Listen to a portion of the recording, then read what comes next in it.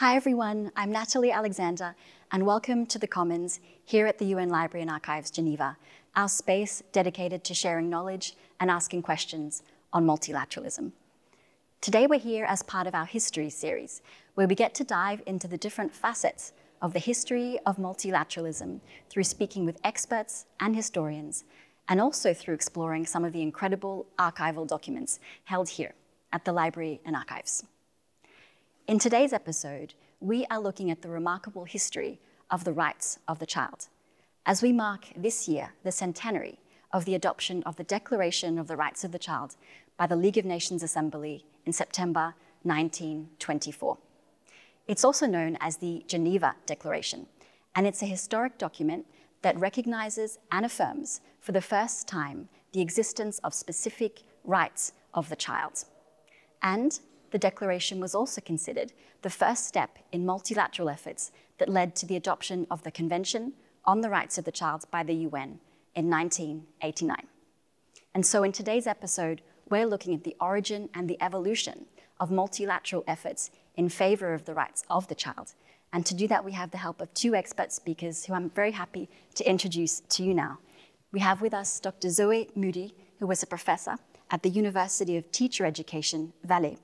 And she's also a senior research associate at the Center for Children's Rights Studies at the University of Geneva. Dr. Zoe Moody, thank you so much for being here today. Thank you. We also have with us, joining us is Dr. Philippe Jaffe, who is Professor Emeritus at the University of Geneva. He's also the founding director of their center, the Children's Rights Studies. He's a member of the UN Committee on the Rights of the Child, having been elected in 2018. And he's now serving his second term until 2027. Dr. Philippe Jaffe, thank you for being here as well. Thank you for having me. Our two speakers today have incredible stories and backgrounds, and we've got more about their bios in the description for today's episode. I'd also like to tell you that after our conversation with them, we will have one of our archivists here, Hermine Diebold, who is going to be sharing some archival documents that she selected with regard to the Geneva Declaration. And so I'll introduce you to her later. Looking forward to that, so please stay tuned. But let's dive in. The 1924 Geneva Declaration is often considered the starting point of the internationalization of the protection of children. And according to some scholars, its adoption, and I quote, marked the passing of social work for childhood into an object of international relations. So our first question is to you, Zoe. How did the Geneva Declaration come into existence? And to what extent can it be considered the first major step in the development of the rights of the child? Well, the Geneva Declaration originated in the aftermath of World War I. It was prompted by the need to re-establish international exchanges and regulations, which had been blooming before the outbreak of the war. And this need was combined with a strong desire to place the future of humanity in the hands of innocent children. So it's an umbrella organization which was based in Geneva, the Save the Children International Union, that launched the drafting of the declaration. At a time where saving the children in need and at risk beyond national borders became less glaring, and several other organizations had similar projects at the same time. But the Save the Children International Union, whose president was a British Quaker, Eglantine Jebb, successfully drafted a short, programmatic, and appealing document, the Geneva Declaration, which was by and large consensual. So the project was meant to define what every man and every woman in every nation could agree with very broadly, without putting any responsibility on the state. In particular, the word society was used, not state, anyway, not in the first place. But it can definitely be considered as the first step towards granting children fundamental rights. And it is with this consensual and minimal definition of adults' duties towards children that the Union succeeded in going to the newly established League of Nations and getting it endorsed by its fifth assembly in 1924. So this was a huge publicity coup for the Union, but it was also the first formalization of the concept of the rights of the child on the international sphere. Incredible. And thank you for sharing about Eglantine Jebb. We're going to look at a bit about her role and also the role of NGOs and civil society later. But I also wanted to ask you, the Geneva Declaration is often considered the first step that led to the adoption of the Convention of the Rights of the Child in 1989. Could you share with us some of the other main steps along the way in our history and why they're important to the eventual adoption of the Convention? Yeah, surely. Well, the Geneva Declaration was this first entering of children's rights in the diplomatic arena.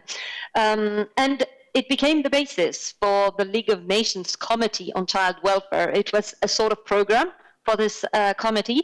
Eglantine Jebb was also appointed on this committee, and it was also reaffirmed in 1934 by the League of Nations again, 10 years after its adoption.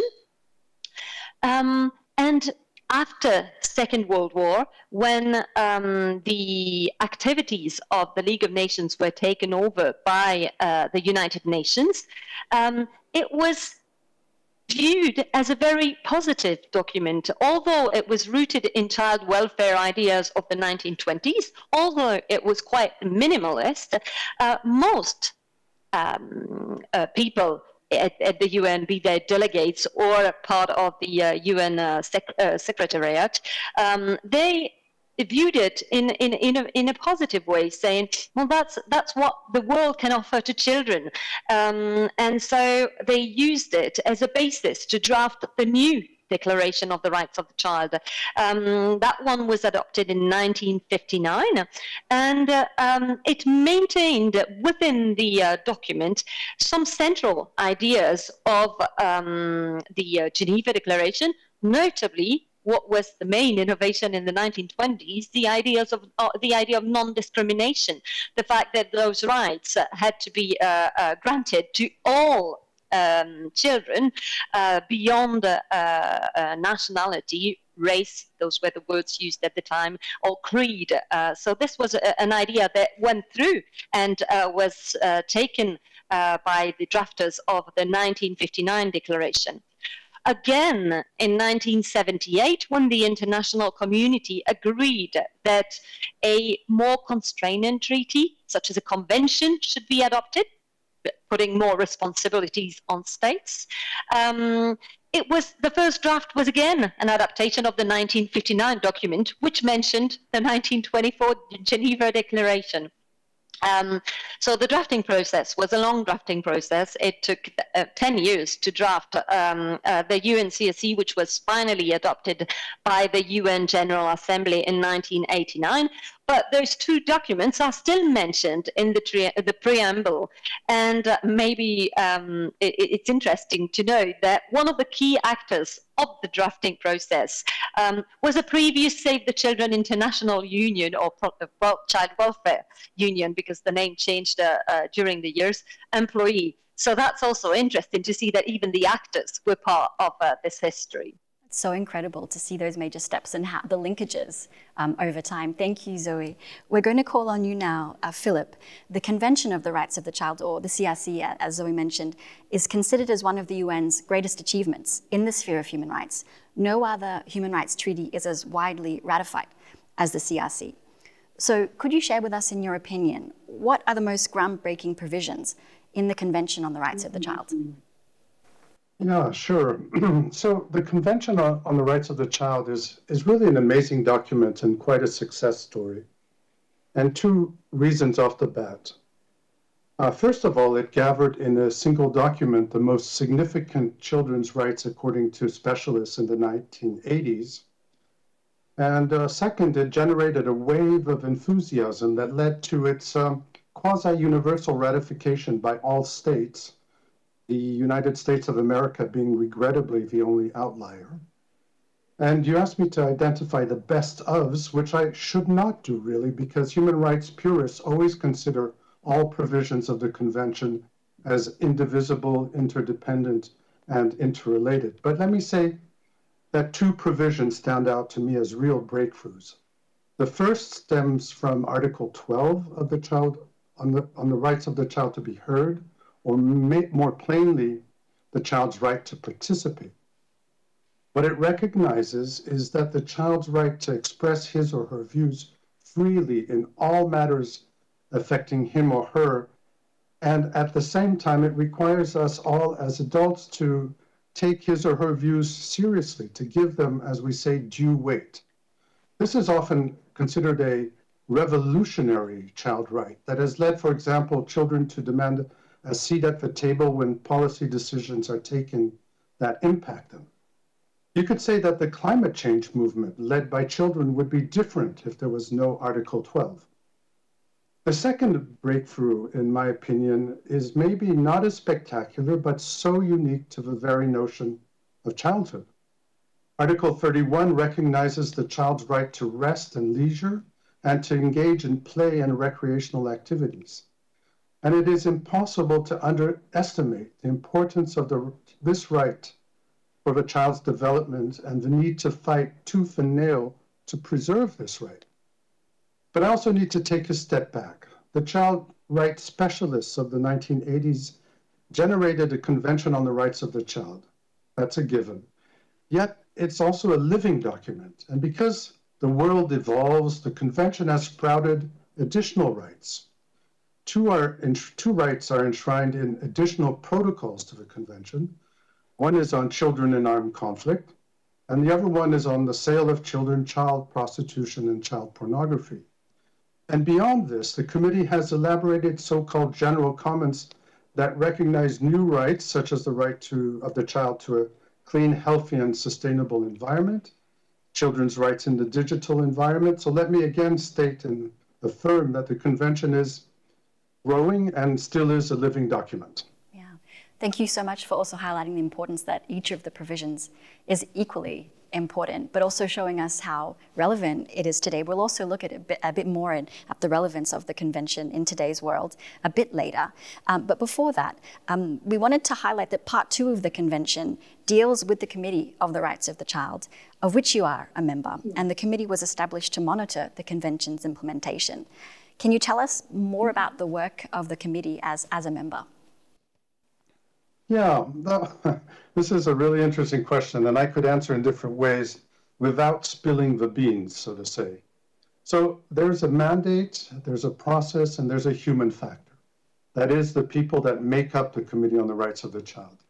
So the mandate, the main mandate of the committee is to monitor how each state's party progresses in the implementation of the convention. And we examine each state normally every 5 years on the basis of a report that they submit. But as you know, as I know, that all states engage to some degree in creative dissimulation. So we have to receive also unbiased information from UN specialized agencies such as UNICEF or HCR or ILO. And finally, we also receive information from civil society organizations on the ground that provide us crucial information. And also, again, ahead of what we call constructive dialogue with the high-level delegations of each state, the committee actually meets in Geneva with civil society organizations and separately with a delegation of children. So we really try to gather information from a lot of sources. And at the end of this process, we generate so-called concluding observations that are intended to guide the state party to better implement the convention and sometimes to fill glaring gaps in policy or services.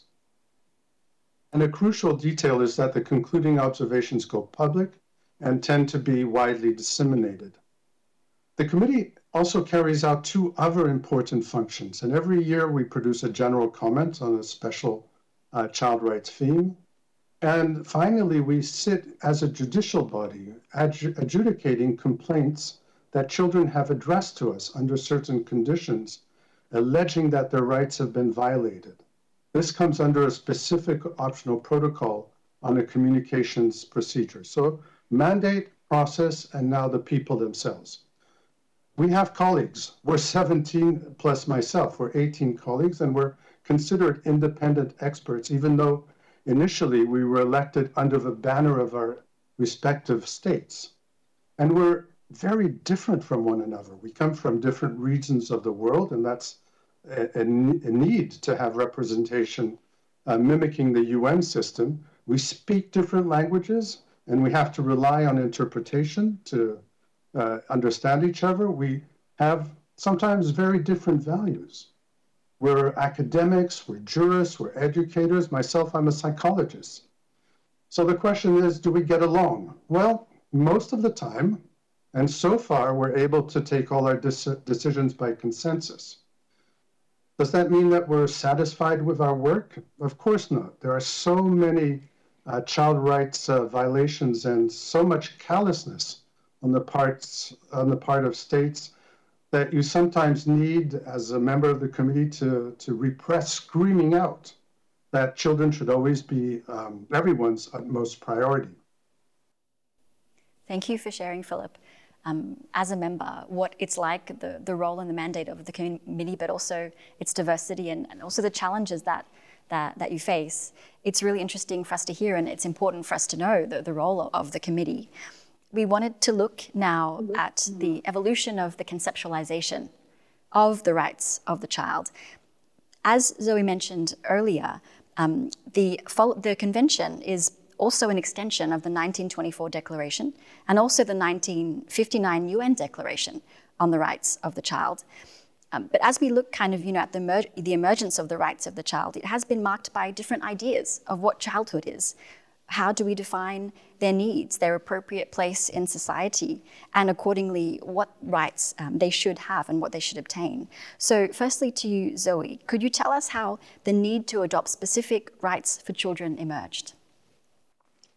So it has to be said it wasn't straightforward. To be specific, the League of Nations first excluded children from their mandate.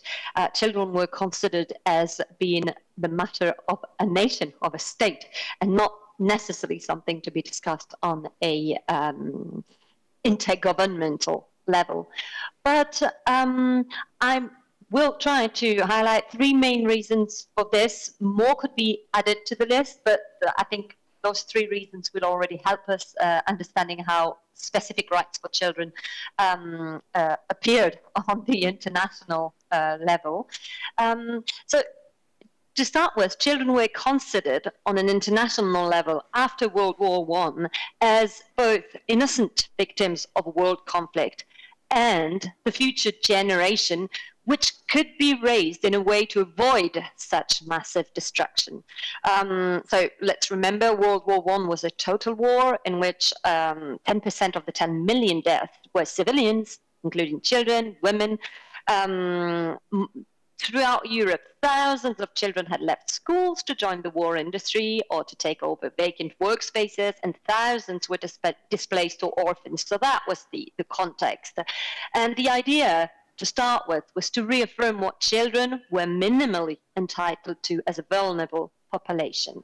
And this was entirely consistent with the logic of protecting minority rights, which was the basis on which international life was organized at that time within the work of the League of Nations. So looking at vulnerable populations such as the Russian refugees or women, the way they were traded, this was what the League of Nations was doing. And so this combined to this idea that children as a future generation could become the peaceful generation if the basic needs were met and if their upbringing was oriented towards peace and mutual international understanding. We'd be maybe talking about intercultural education nowadays, but that was the wording at the time. They could become the architects of this better world. So these were the two maybe more idealistic reasons, and maybe the less romanticized but very objective. As any other organization, the Save the Children International Union was seeking to differentiate itself in a rapidly redefining international arena, and they were trying to add a string to their bow.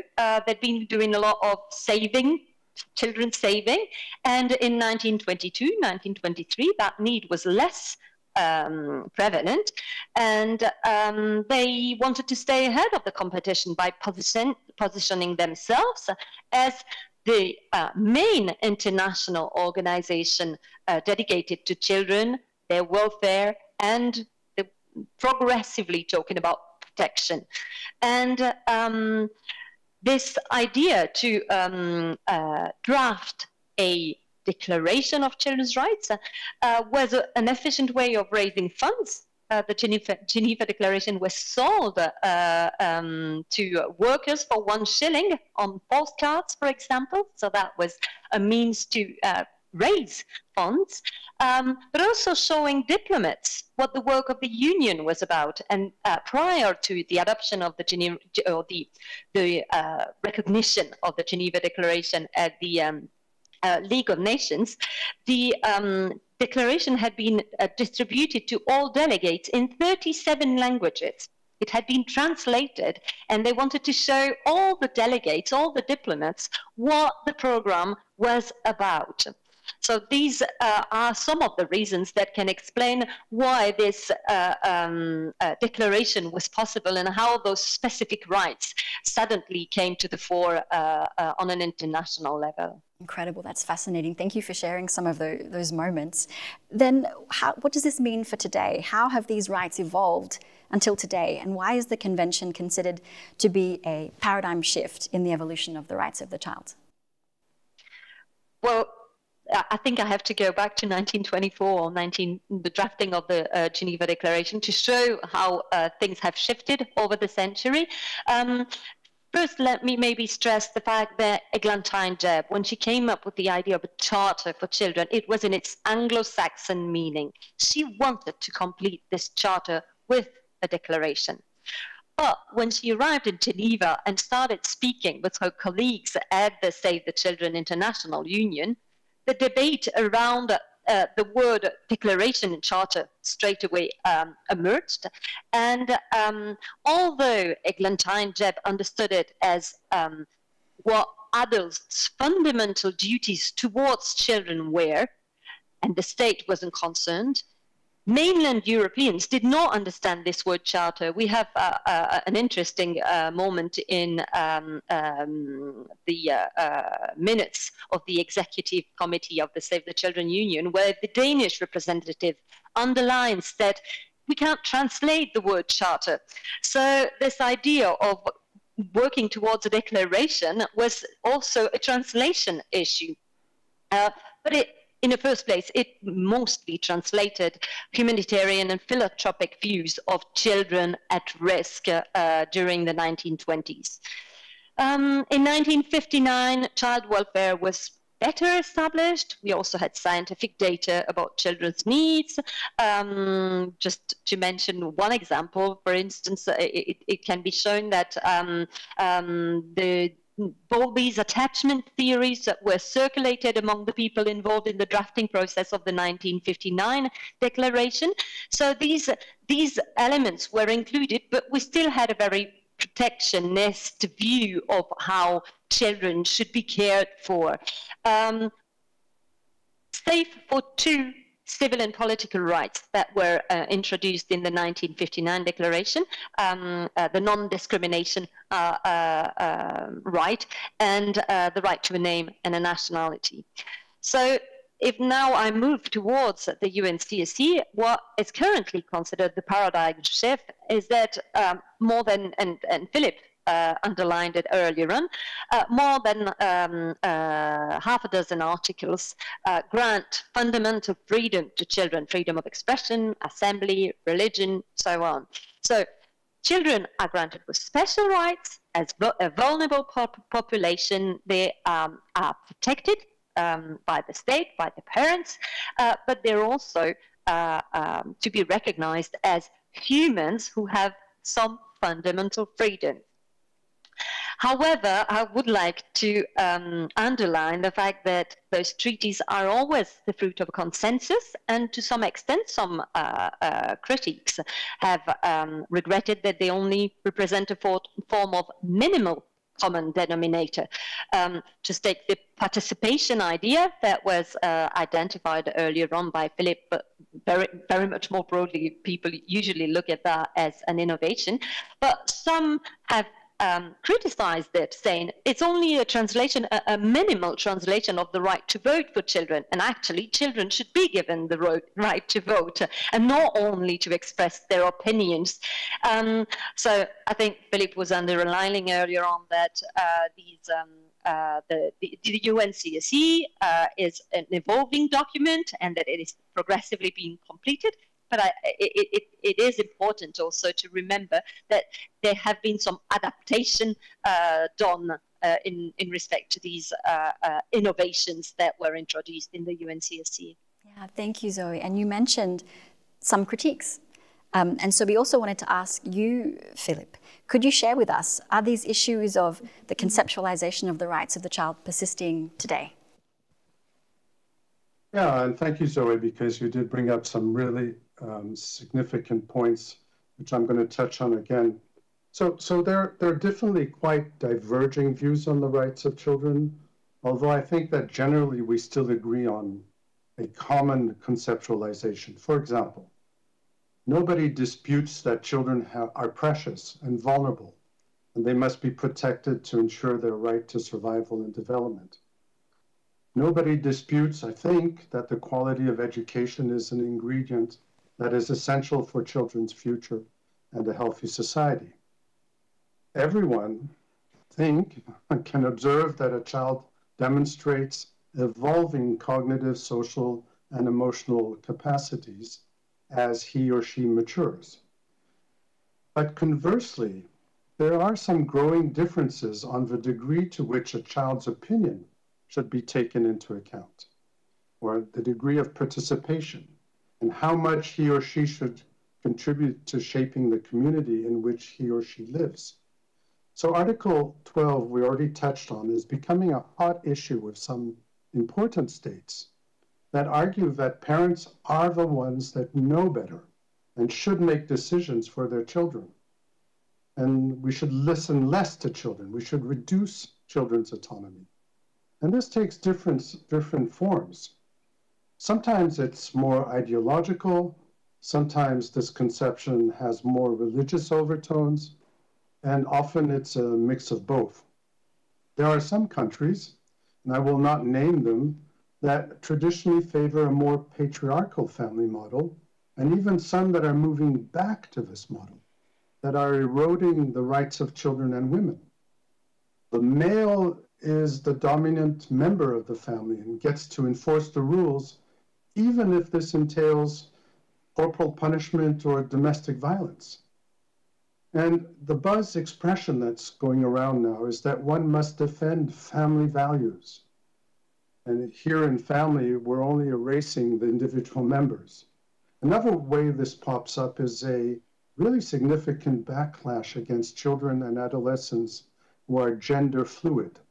In some countries, there's a growing intolerance and outright discrimination towards children and adolescents of the LGBT community.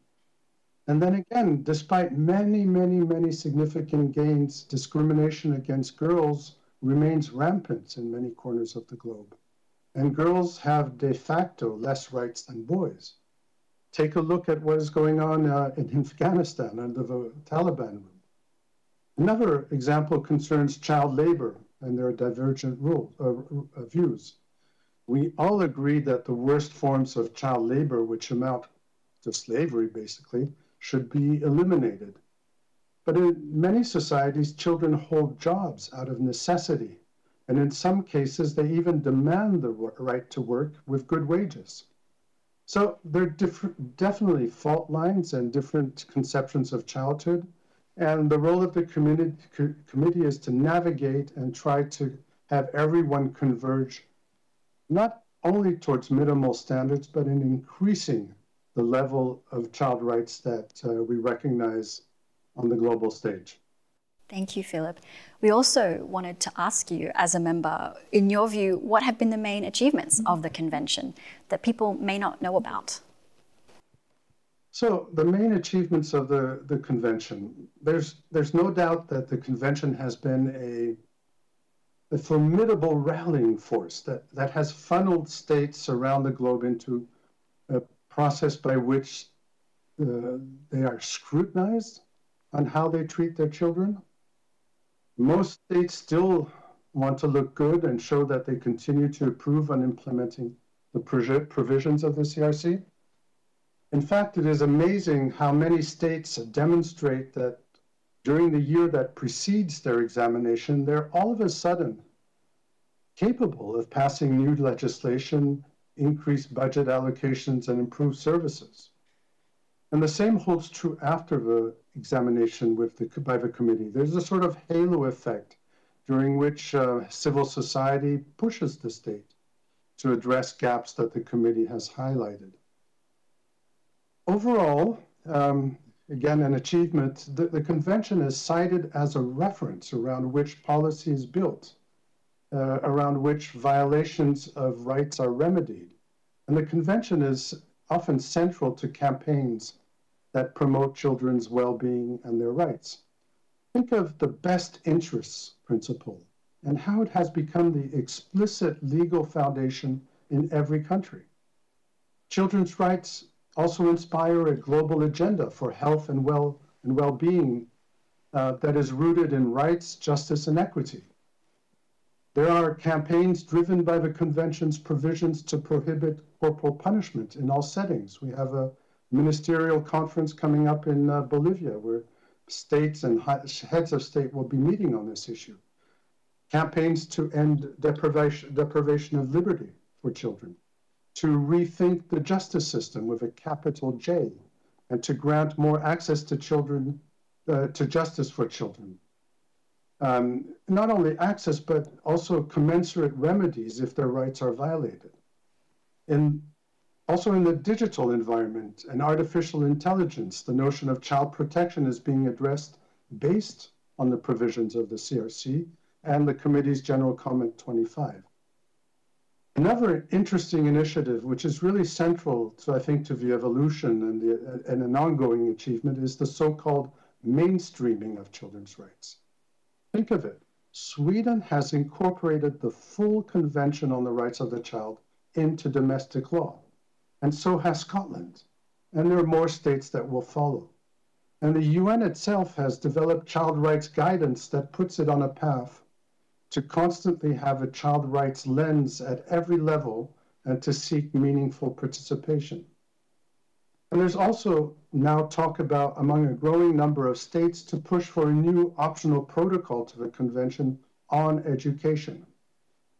And again, don't get me going on the individual complaints that the committee adjudicates and that lead directly, and I really mean it directly, almost overnight sometimes, to systemic changes in the countries from which these complaints originate. But for all these achievements, and there are many, many more, there's also constant backsliding and stubborn, dramatic issues like child poverty, children in armed conflict. And again, let me underline, children in armed conflict in a way was the inspiration for the 1924 Declaration of the Rights of the Child. And yet today, think about it, 1 in 6 children live in or near a conflict zone. So many achievements, but not much of an achievement if you look at it from a different perspective.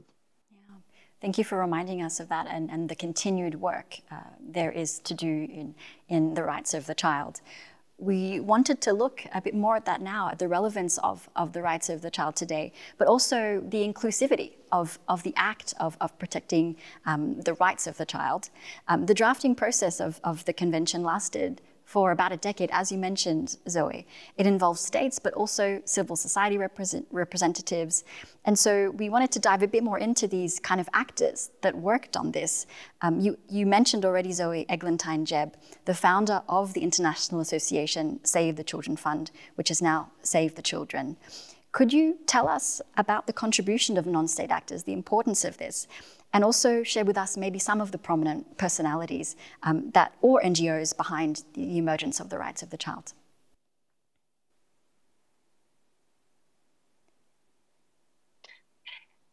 Sure, thank you for the question.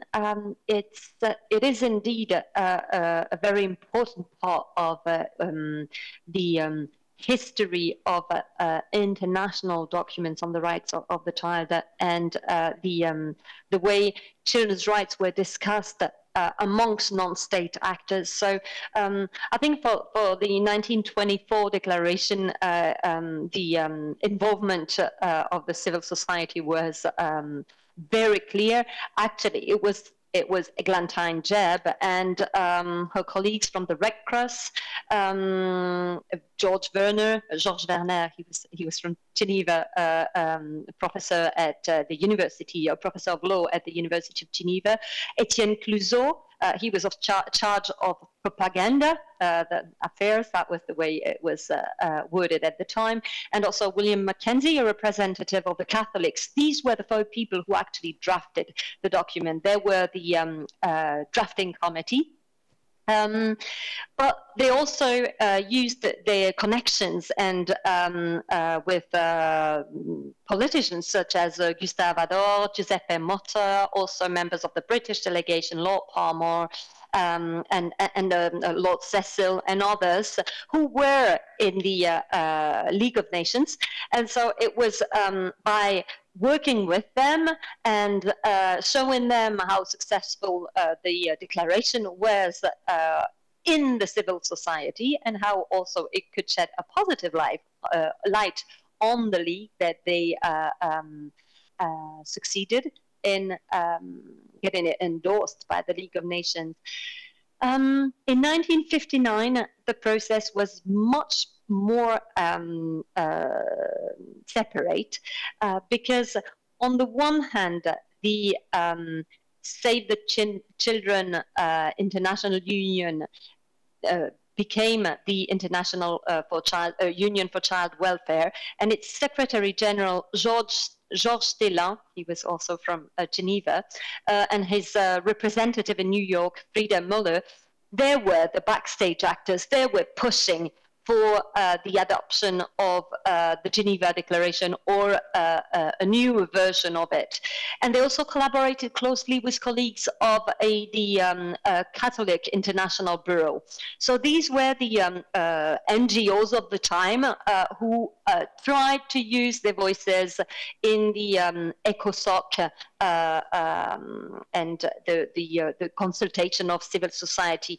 But it was mostly the drafting process mostly occurred within the Division of Social Affairs, and the civil society interventions were minimal, and even in respect to the diffusion process afterwards, after its adoption, it's mostly the UNESCO who took over this diffusion. So it was very much UN-based and centered, which can also explain why there are not many traces of how this declaration was used during the 20 years that preceded the drafting of the UNCSC.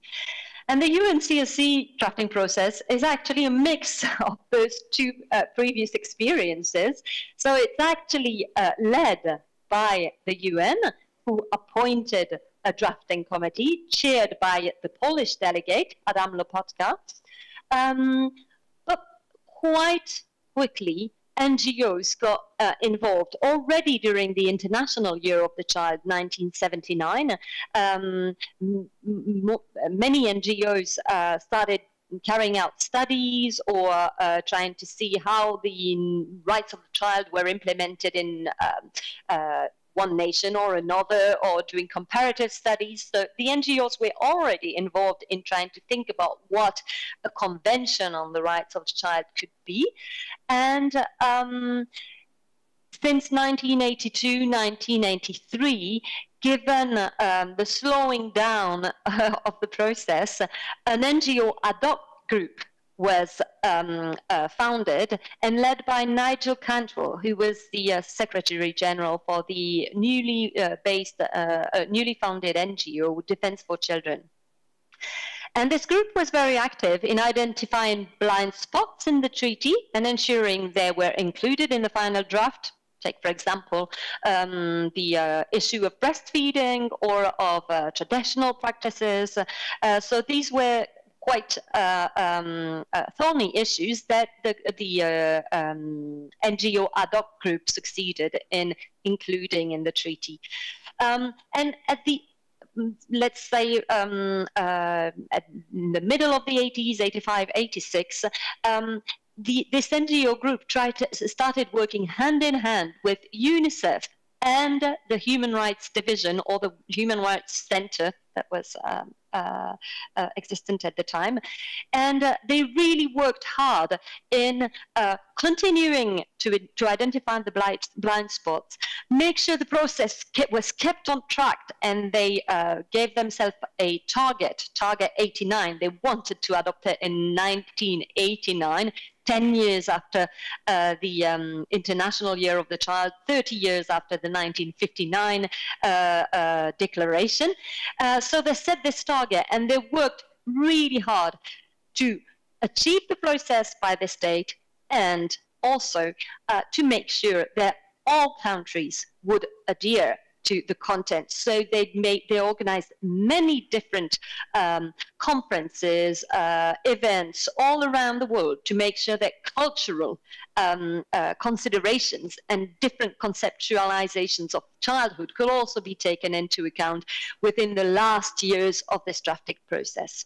Wow, thank you, Zoe. It's so fascinating to hear these stories and to know the complexities of getting to the convention and the different parties involved. 3 decades have elapsed since the adoption of the convention. The world has changed. There are different and new topical issues with regard to the rights of the child. Dr. Jaffé, Philippe, do you think that we should pay more attention to children's demands? Yeah, well, thank you. That's the easiest question you asked. Of course we should pay attention to children. And I'll get into that in a second. I already learned a lot from what Zoe was sharing, and some of the details I was not familiar with. But I do want to add just one more name, unless I missed it, Janusz Korczak.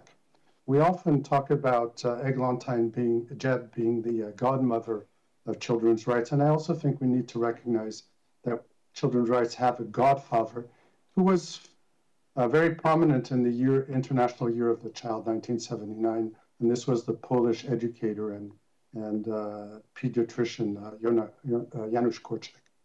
So yes, we should pay more attention to children, but for this, why? Because for 3 reasons that are encapsulated in the convention.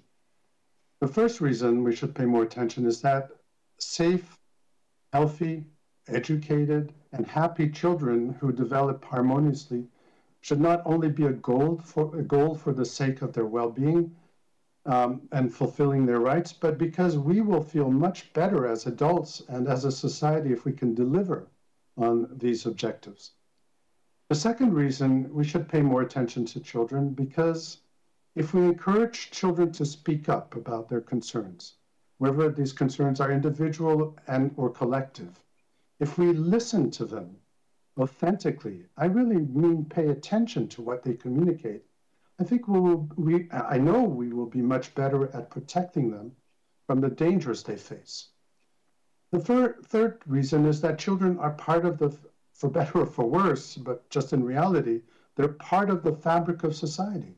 And in some countries, 40% of the population. And the children, have a vested interest in shaping the communities they live in. Some of us use the formula that children are the experts of their own lives, and to some extent that's true.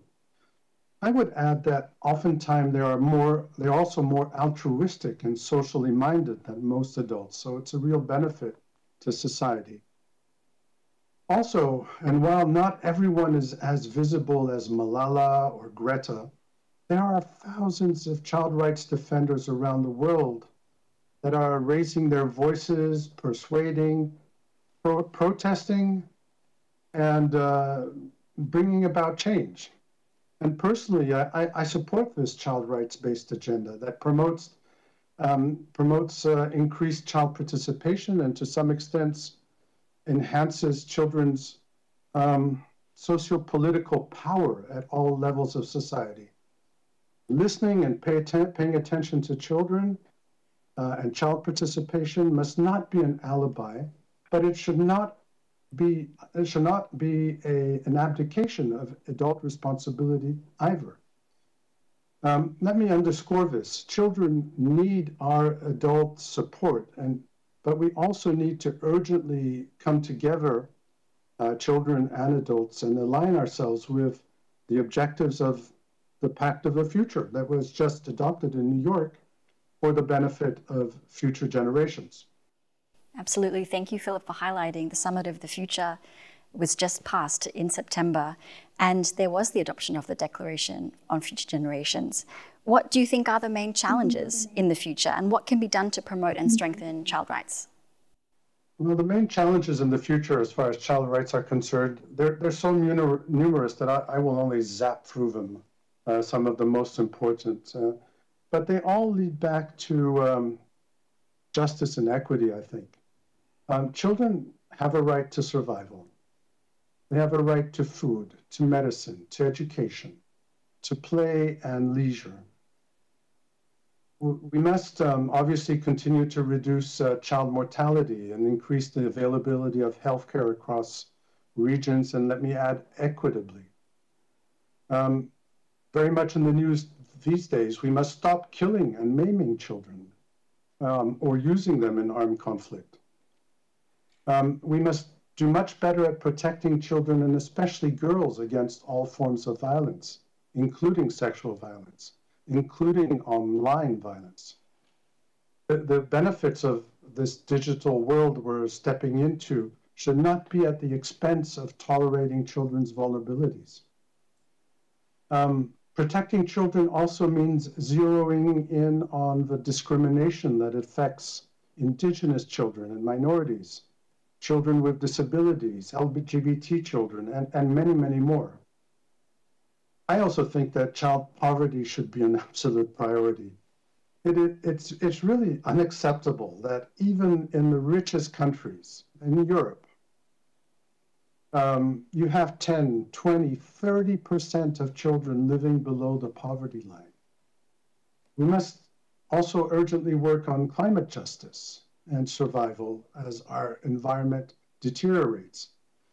And finally, or maybe more generally, we must develop a so-called child rights culture that permeates the actions of governments to make a difference in the lives of each individual child.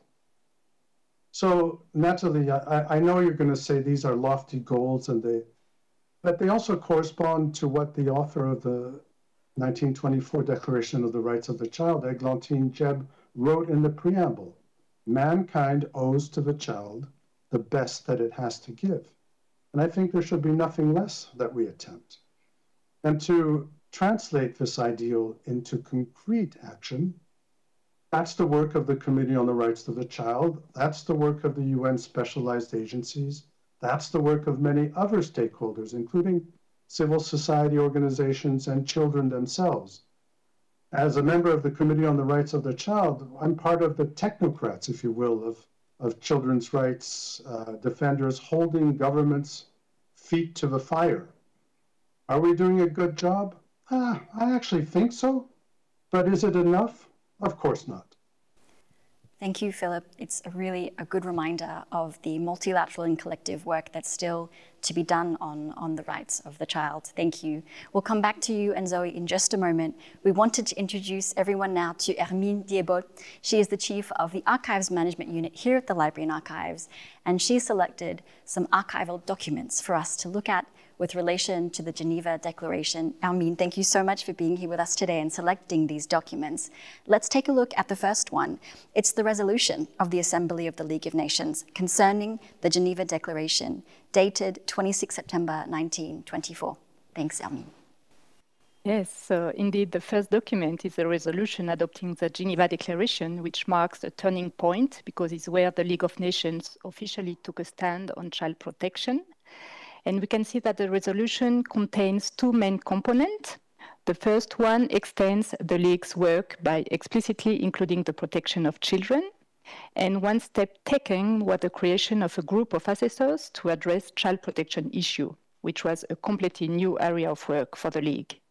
And the second component of the resolution endorses the Declaration of the Rights of the Child. As we know, the declaration was a non-binding document, but it still represents a significant milestone in the history of children's rights. Besides, the resolution invites member states to adopt the principle of the declaration in their child welfare efforts. Incredible. It's amazing 100 years on to see this document from our archives. On the screen now, you'll see the second one she selected. It's a letter from Eglantine Jebb to Rachel Crowdy, dated 1925. Yes, so of course we needed to show a letter from Eglantine Jebb, the one who drafted the Geneva Declaration. And according to legend, Jebb conceived the idea while hiking on Salève Mountain near Geneva on a sunny Sunday.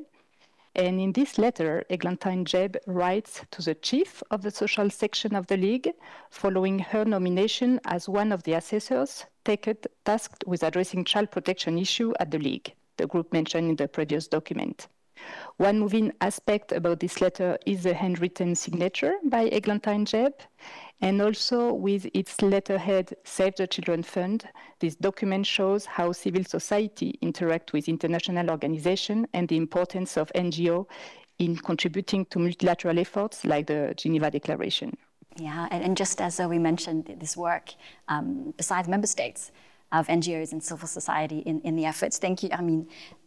The third document is a draft report from the Child Welfare Subcommittee dated 1928. Can you share more about this one?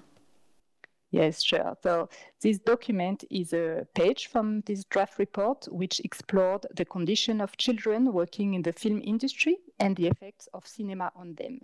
So this is a very good example of how the legal tackled child protection and dealt with very modern issues that are still relevant today. And since it's a draft, we can see the typed text with handwritten annotation, and it's fascinating to see how the writing process is held and how every word has to be carefully chosen. This document specifically discusses the effects of cinema on children's mentality and morality. Later in the report, there are concerns about promiscuous behavior in dark cinemas and the idea that cinema is one of the principal causes of crime among children. Thank you, Armin. And it's interesting to see how the issues are also a bit resounding with today. And as Philip mentioned, online safety for children as well. Thank you for sharing those documents. We hope that they inspired you. They are available online on the UN Archives Geneva platform. We'll provide the link in the description for this episode. Philip and Zoe, before we end, we have a final rapid fire question to you both. To start with you, Zoe, can children have an active role in multilateralism? Well, the question about can is it, do they have the capacities or do they have the opportunities? So do they have the capacities to have an active role? Yes, surely. Anyway, more or less the same as most adults have. We can and we should do better to ensure that they develop those capacities fully, and that can be done through children's and human rights education, but this will concern both adults and children. So this leads me to, do they have the opportunities to have an active role in multilateralism? I don't think they have enough as it now is. I think we should think of more democratic ways of governing in the face of the current global multi-crisis era. And finally, I would say, should they have a more active role? And the answer would be, again, yes, absolutely. I believe we need children to go beyond conservatism and maybe even what we've been noticing over the last few years, gerontocracy, and children are the future, but also a huge part of the world population, and they need to have a voice in the decisions we are making. Absolutely. Thank you, Zoe. And the same question to you, Philip. Oh boy, definitely they should. And I think Zoe hit all the right answers, right on where they with her answers. I think that we just have to find new ways to value children in a way that we incorporate them fully into various processes. There's still a sort of adult arrogance that looks down upon children as sort of inferior or not fully formed. And I know many in my field, children's rights, see just the opposite, but in the general population, that's still very much prevalent. So it's a matter of showing how children can be active contributors to the well-being of a society. And there's so many examples. As Greta very famously said, you're never too small to make a difference. And we have to show that that motto can be translated into it. But at the same time, we should not just rely on children if they are to participate more. I think we still have to remind everyone and everywhere that children, that adults are still responsible for a lot of things. And it's a bit of a cop-out to put children in front and center as part of the solution when we've been pretty not so good at solving the world issues in recent times. I just wanted to plug in very quickly. I seen those documents was quite something. I mean, those are really important documents, and we should always keep our minds in the present, turned towards the historical facts, because that is also what fuels our desire to go forward. And so as a bit of a avant-premiere, I'm just announcing that the city of Geneva and myself and a few colleagues will be putting out a new declaration on November 20th to mark the centennial and to modernize a little bit of what Églantine Jebb proposed as something so revolutionary 100 years ago. So stay tuned. There will be an official document of the city of Geneva. Amazing. We wish you all the best. Zoe and Philip, it's been so interesting and special to speak with you on this special centenary of the rights of the child. Thank you very much for being here, and also to Armin for sharing those documents. If you'd like to take a look at them or any other of the 14 million plus documents we have from the League of Nations archives, we'll put the link in the description of this episode. If you have a question, you can also ask an archivist. We'll also put the link. You can watch all episodes of Histories here on our YouTube channel. Thanks again to our speakers and to our audience for joining us. Until next time, take care and bye for now.